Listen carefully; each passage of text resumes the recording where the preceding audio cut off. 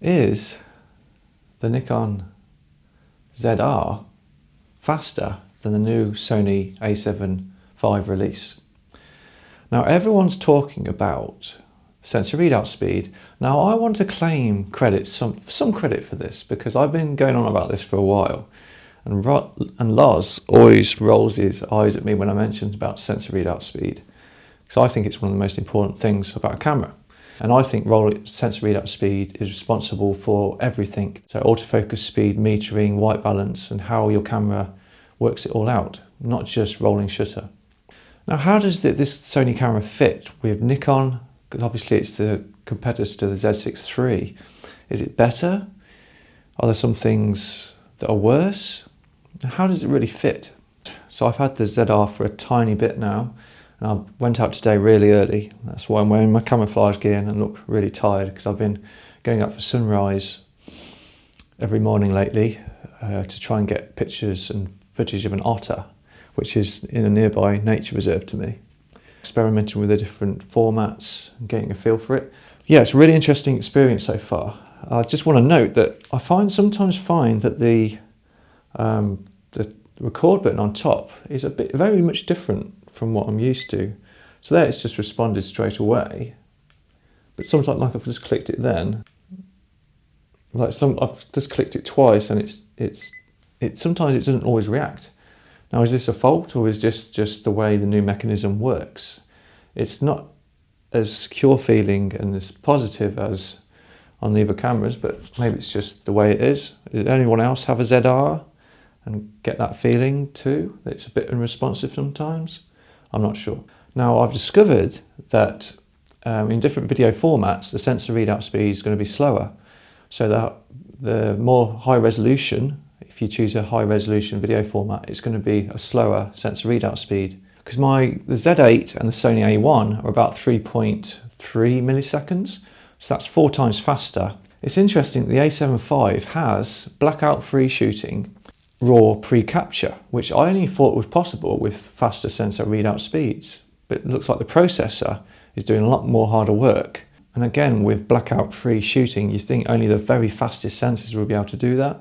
It's interesting that Sony have kind of made a processor that actually makes it faster, even though the sensor readout speed is slower. So what puts me off is the partial mechanical shutter thing going on. I just don't like the idea of it. When does it know, or when should you use one or the other? So mechanical shutter is better with flash, and also it's reported that dynamic range is better with mechanical shutter sometimes. So this is really confusing. And when I'm doing a wedding or event, I don't want to be thinking about, which shutter mode should I use, mechanical or electronic? Because with my Sony A1 and the Z8, they don't really have a mechanical shutter, I don't think. So you just use electronic, and I've always been fine with it. I'm very unsure, because I've never used a partially stacked sensor before. If anyone has, then please let me know if you have issues with it, when to use the mechanical or electronic. Because my ZF, one of the reasons I don't like it is because it's a slower sensor readout speed of about 49 milliseconds.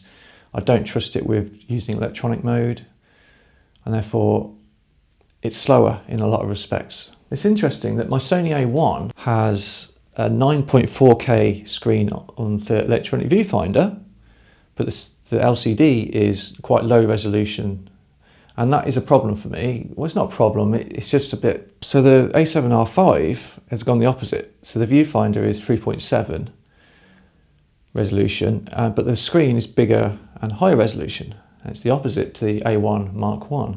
And it does the tilt and the flip reverse. So obviously, like the ZR here, you have to bring it out to then tilt it, which is a pain. Come on, Nikon. And Sony, obviously they tilt on its own axis, then you can also flip it as well. Fantastic. That's a big deal for me. I really find that so important. Because I have the Sony A1, there's a debate already sparking whether the A75 is a better camera than the A1 original. And then how does it affect the overall autofocus? Even though the new cameras have better processors, will it be able to override the sensor readout speed of a faster camera? Should I trade it in for the A75 for my event photography, because the new camera has a lot of user-friendly incentives there, doesn't it? But how will it really affect me in real life? Because the A1's so good already. I think you have to think about, what do we need and what do we want? And would I actually get much more better experience with a newer camera? I really don't know. I'm in no rush.